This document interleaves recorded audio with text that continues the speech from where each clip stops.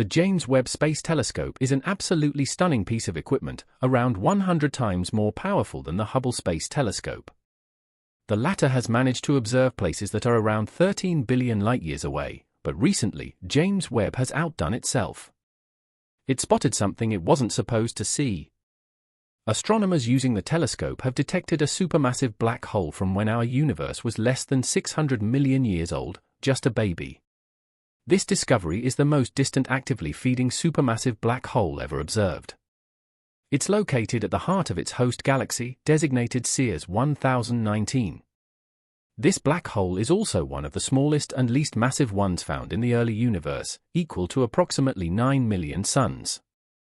While this might seem like a lot, in reality, supermassive black holes often grow to billions of times the mass of our star. But what is so unusual about this find, and why are scientists having a hard time trying to explain it? You see, it's supposed to take way longer than 600 million years for a supermassive black hole to grow to its full potential. It happens when a black hole either feasts on surrounding matter or merges with a larger black hole. Even black holes similar to the one at the center of our Milky Way galaxy, which is almost 4.5 million times the mass of our Sun, are supposed to be seen in the more recent universe. Well, to tell you the truth, scientists have long suspected that supermassive black holes could have existed in the early universe, but this theory has been proven only thanks to the JWST and its infrared eye. It has shown that the black hole Sears 1019 is actively munching on all the matter it can lay its hands on. Such feeding black holes are usually surrounded by swirls of gas and dust falling inside them, also called accretion disks. The gravitational force of a black hole heats this matter, which makes the disk shine bright like a diamond. But that's not all. Strong magnetic fields produced in the process channel the matter to the poles of the black hole, and from time to time, this matter is blasted out of there in twin powerful jets. These jets move at speeds close to the speed of light, generating incredibly bright light.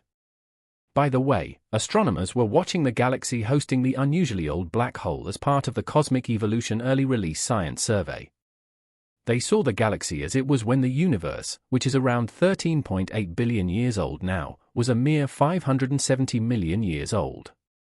Besides the main character of this video, scientists spotted two other black holes that probably appeared 1 and 1.1 billion years after the Big Bang, along with 11 ancient galaxies that existed between 470 and 675 million years after the beginning of cosmic history. The coolest thing about all these discoveries is that until recently, research about things that existed in the early universe was mostly theoretical. Now, with the help of the James Webb Telescope, astronomers can not only see galaxies and black holes at unimaginable distances, but they can also measure them. This isn't the only discovery connected with black holes made recently. For example, not so long ago, scientists observed two stars slowing down in their orbits around black holes, concluding it was most likely the result of drag produced by dark matter. It was the first time astronomers might have discovered some indirect evidence that huge amounts of dark matter could surround black holes. Now, about that dark matter, what is it, and what does it consist of? Our universe consists of normal matter, dark matter, and dark energy. Normal matter, which is everything you can see with your own eyes or with the help of instruments, makes up around 5% of the universe. Since it's such a small fraction of the universe, maybe we shouldn't call it normal. Dark energy takes up around 68%, and about 27% of the universe is dark matter. This dark matter is just one more space thing that confuses scientists to no end. If dark energy is a force responsible for the expansion of the universe, dark matter is supposed to explain how objects work together. Potential candidates for dark matter vary from strange particles to super-dim objects. Even though astronomers can't grasp what exactly dark matter is, they know for sure what it isn't. This matter is dark, so we can rule out visible stars and planets. It also can't be dark clouds of normal matter, otherwise, scientists would be able to detect it. Dark matter is not antimatter since astronomers don't see unique gamma rays that appear when antimatter comes in contact with matter. Neither is dark matter made up of gigantic, galaxy-sized black holes. In other words, dark matter is still as much of a mystery to us as dark energy. Anyway, back to the potential dark matter discovered around black holes. If it is confirmed, it'll be a great breakthrough in dark matter research. What helped scientists come up with this idea is that dark matter interacts gravitationally, influencing ordinary matter. A team of researchers observed the orbits of two stars decaying by about 1 millisecond per year while they were circling their companion black holes. The scientists concluded that these changes in speed were the result of dark matter generating friction and drag on the stars. With the help of computer simulations of the black hole systems, the team tested a model widely known in cosmology called the dark matter dynamic friction model. This model predicts a certain loss of momentum by objects that are gravitationally interacting with dark matter. And guess what? The simulation matched these predictions. The results of this research help confirm a theory that has existed for a long time: black holes can actually swallow dark matter that comes too close. As a result, dark matter gets redistributed around black holes, creating areas with different densities, which can influence the orbits of surrounding objects like the stars we've been talking about. Speaking of black holes, there's a theory that primordial black holes could actually be dark matter. This type of black hole is hypothetical, as scientists have never found any real proof of their existence. Such holes are insanely old and quite tiny by black hole standards. Astronomers believe they could have appeared several milliseconds after the Big Bang. At that time, stars and galaxies hadn't been born yet, which means primordial black holes probably witnessed the entire history of the universe. By now, the smallest primordial black holes have most likely evaporated away, but some bigger ones could still be scattered out there in space. If primordial black holes indeed existed, they could have appeared because some regions of space were hotter, others cooler, and some areas extremely dense. Scientists believe these dense spots could collapse into primordial black holes. The most curious thing, though, is that these holes might be so small because they popped up right after the Big Bang. The thing is, the longer it took a black hole to appear, the larger it was. The mass difference between older, smaller, and younger, bigger black holes was incredible. Compare the mass 1,000 times greater than our Sun's to that of a pea, and you get the idea. Anyway, the idea of a connection between primordial black holes and dark matter, or rather, the idea of them being the same thing, remained unpopular for decades. But recently, scientists have realized there are many more black holes in the universe than they used to think. This means the theory might actually work, and the vast and still hidden population of Big Bang black holes could not only make up dark matter but actually be dark matter. After all, astronomers haven't discovered a single dark matter particle yet, even after decades of searching. You already know about black holes, giant space vacuums that pull inside everything in their way. But have you ever heard of a space phenomenon called white holes? And what would happen if these two met and, let's say, collided? Let's hop on a shuttle, venture into space, and get to know them better. First, as you already know, you can't see black holes directly, even with fancy telescopes that detect light, X-rays, or other types of electromagnetic radiation. But we can see what a black hole does to the things that surround it. For example, when a black hole passes through a cloud of space matter, it pulls everything towards itself in a process called accretion. As the matter is pulled in, it becomes hot and emits detectable X-rays. Something else can happen, too. Sometimes a regular star comes too close to a black hole and gets torn apart. A black hole is a superdense object with an incredibly strong gravitational pull that starts stretching the poor star out into a long, thin shape like spaghetti. You've probably guessed it, we call this spaghettification. As the pieces of the star are pulled in, they become hot and emit X-rays. A black hole can choose a different method too, squishing the star and making it flat like a pancake. In the other corner, you have a mysterious white hole. These are less well known because we don't have much information about them. Our knowledge of white holes is based on theories derived from the same mathematical equations used to describe black holes. To witness this battle, you would need to get close to a white hole. But don't worry, at least this one won't eat you and turn you into spaghetti or a pancake. Just like nothing can escape a black hole, nothing can enter a white hole. It's like the most exclusive club in space with no entry allowed. You can see that a white hole also has mass and may even spin. There might be a ring of dust and gas around its outer edge, known as the event horizon, which acts as a border separating the white hole from the rest of the universe. While they share similarities, there is one crucial difference: a white hole can release matter and energy, while a black hole cannot. Scientists describe a white hole as the time reversal of a black hole, as if you're watching a video of a black hole played backward. Things that are already inside a white hole can leave and interact with the outside world. However, nothing from outside space can ever affect the secretive inner world of a white hole. Einstein said that space and time are not flat, they can bend and fold, all because things like stars and planets have mass. A scientist named Carl Schwarzschild figured out how to use Einstein's ideas to describe what happens around a really heavy object. He discovered something called a singularity. It's a point of infinite density, and it lies at the center of a black hole. It's like a tiny, tiny point where everything is squished together, all the matter that the black hole has consumed. The tricky part is that the singularity is so small that it doesn't really make sense in our normal understanding of time and space. Plus, it bends space around it so much that it creates a special area that's cut off from the rest of the universe.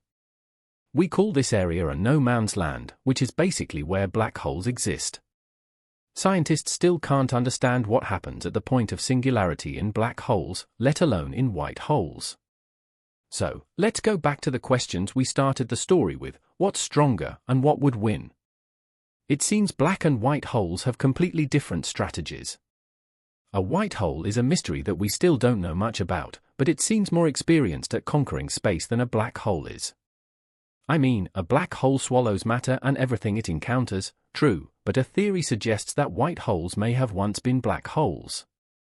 They're purely imaginary for now, but stories say white holes can only exist if there is absolutely no matter inside their boundaries. If even the smallest particle entered a white hole, it would cause it to collapse. That's a significant disadvantage in a potential battle, don't you think? But it's also a really tough task to try to sneak a small asteroid inside a white hole. Its gravity is most likely extremely powerful and will push you away. This is where the singularity comes into play. Remember when I said scientists were not sure what really happens with this tiny, tiny dot of infinite density? It can't be that a black hole just infinitely collects matter in its center. Something else has to be happening there. What if this singularity kind of rebounds and actually becomes a white hole? Of course, it would take a really long time for this to happen, like billions of years even for the smallest black holes. There's a special type called primordial black holes, and scientists think those probably formed right after the universe was born. If there were really tiny black holes created after the Big Bang, they might have already exploded and turned into white holes. Some scientists even think white holes could possibly explain the Big Bang, since both involve an enormous amount of matter and energy appearing out of nowhere. All this doesn't sound promising for a black hole. Can this be the first time ever it's going to lose? If a black hole becomes a white hole, it doesn't even matter how much it's consumed, it might throw everything back out into space. In that case, a white hole might not last that long, so it will need to make a move against its opponent really quickly. Well, you may have thought you were safer near the white hole because it wasn't about to eat you, but look at it. It's shaking. Oh no, it started ejecting all the things it's been keeping inside at the speed of light. Get out of the way to avoid having some rip planet catapulted in your direction. After millions, even billions of years of making a mess all around the universe, a magnificent, spectacular, and chaotic battle is about to start. The black hole is patiently taking the attack, pulling in everything that the white hole is throwing in its direction: asteroids, all those ripped stars that used to shine so brightly in the night sky, planets, and even entire galaxies. It's all getting out of it insanely fast and in all directions. Both the white and black hole have managed to survive against every space object till now, but that's just because they haven't faced each other yet. It's an exhausting battle that doesn't stop. All odds were against the black hole at the beginning, but look, it seems something is changing. The white hole is slowly losing energy, since it can't swallow any new things and renew its supplies. Meanwhile, the black hole is patiently collecting everything its opponent has thrown at it during this fierce attack, growing bigger and bigger. It can keep doing it for thousands of years. Its insanely strong gravity brings the white hole closer even though it's trying to escape. And the time comes for the last strike. The black hole's gravity starts stretching its enemy until it swallows it entirely. The white hole is completely gone, and now that it has so much energy, our winner is more massive and stronger than ever. Oh no, run! Now you have this hungry, supermassive black hole wandering around, looking for more things to eat until it falls apart into a white hole again one day and starts an even bigger, more magnificent battle that the entire universe will watch. Well, it turns out black holes might not be as elusive as we once thought. They might be hiding within stars. In this case, the extra mass of some of these space lanterns could explain weird gravitational effects in the universe. Previously, dark matter was thought to be the cause of these phenomena. The black holes I'm talking about might be those itty-bitty ones that appeared at the dawn of time when the universe was just a baby, and they may still be lurking in the hearts of giant stars. A team of scientists says the idea might be quite plausible. Astronomers could detect such trapped black holes by the vibrations they produce on their star surfaces. And if there are many of them out there in the cosmos, they might function as the very dark matter that holds the universe together. Almost any black hole was once a massive star that collapsed in on itself and became incredibly dense. Black holes have immense gravitational pull, even light can't escape their clutches. People often think that black holes work like vacuums, pulling space inside, but that's not the case. Black holes can only swallow stuff that is extremely close, usually space objects venturing into their event horizon. That's a black hole's point of no return. Once you cross this border, there's no escape. In 1971, renowned physicist Stephen Hawking suggested another origin of black holes. If we took the thick soup of particles that appeared moments after the Big Bang and the birth of the universe, we'd be bound to find some spots dense enough to collapse and create black holes. Such holes, which got the name of primordial black holes, could range in size from microscopic to gigantic. If they were pervasive and numerous enough, primordial black holes could act as dark matter, knitting the cosmos together with their enormous gravity. And dark matter is believed to make up 85% of all the matter in the universe.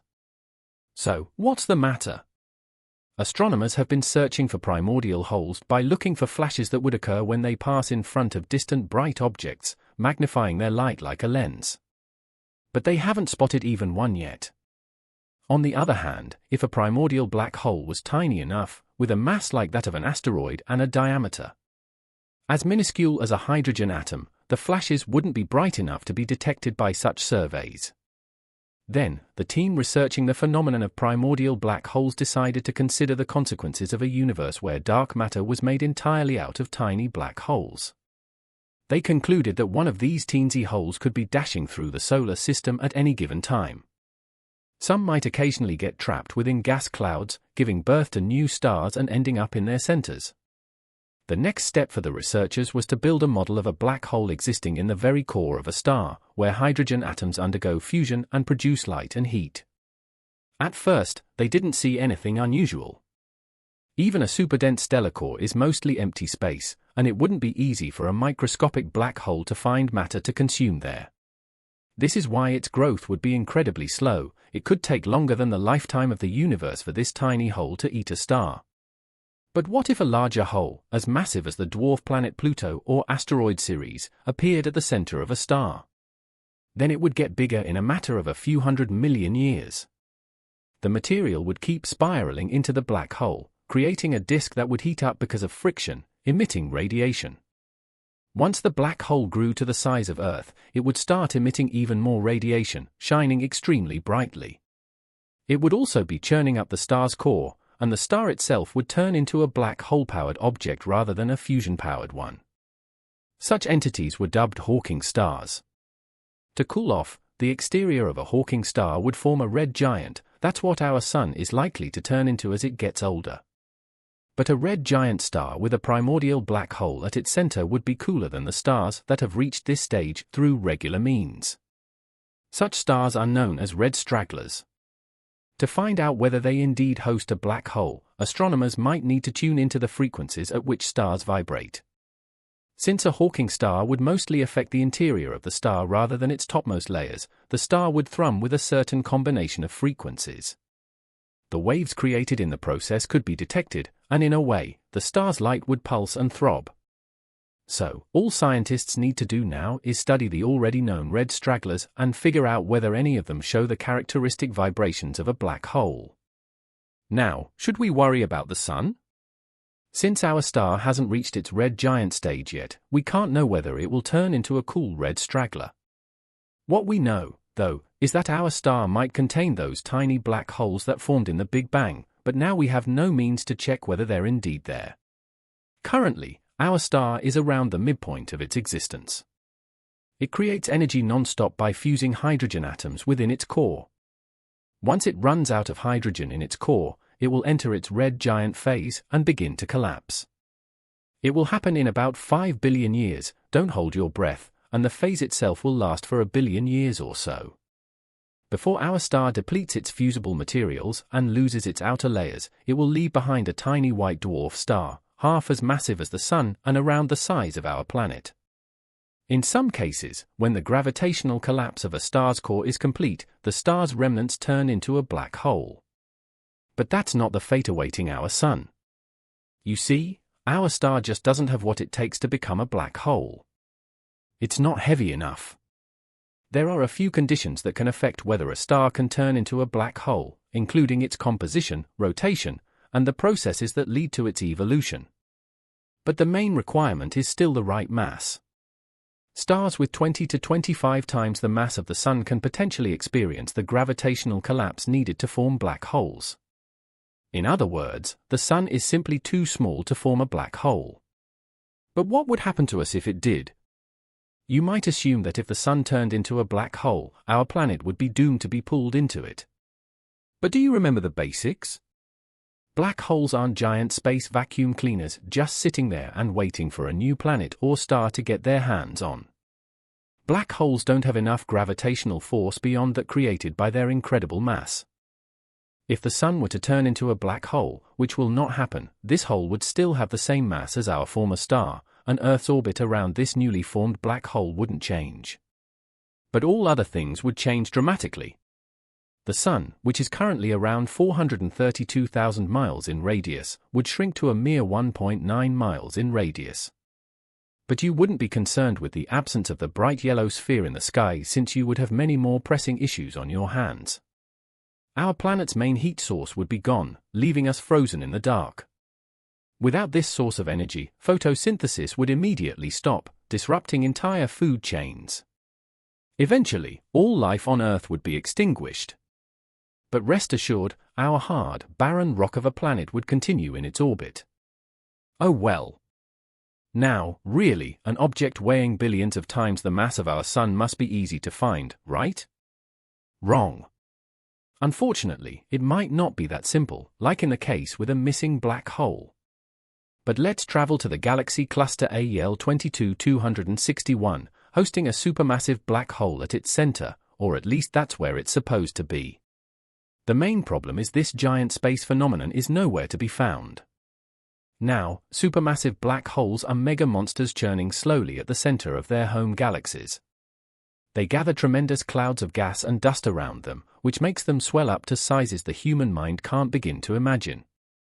If a supermassive black hole, like the one that dwells at the center of our home Milky Way galaxy, moved even a little bit closer to our solar system, we'd be doomed. The distance between this huge thing and Earth could be several dozens of light years, and still, it would wreak havoc on our planet. Earth, along with other things making up the solar system, would be tugged into the black hole's orbit and doomed to spin around it for eternity or longer. Hey, who knows, right? So it's good that such black holes stay away from us at the moment. Let's see what happened to that runaway supermassive black hole from that gigantic cluster of galaxies around 2.7 billion years away from our planet. Scientists have been looking for it with the help of NASA's Chandra X-ray Observatory and Hubble Space Telescope, but so far, no result. The main problem with finding a black hole is that it's, well, black, and space is, you guessed it, black too. So there's no contrast whatsoever that could help astronomers spot the hole. But scientists haven't given up yet. After all, they have a lot of other technologies to find black holes, small and big, in the vastness of space. Some of these methods involve watching the stars orbiting black holes. Sometimes it's a fake gravitational wave signal, which is produced when two black holes collide. But the most reliable technique is watching dust and gas falling into their doom.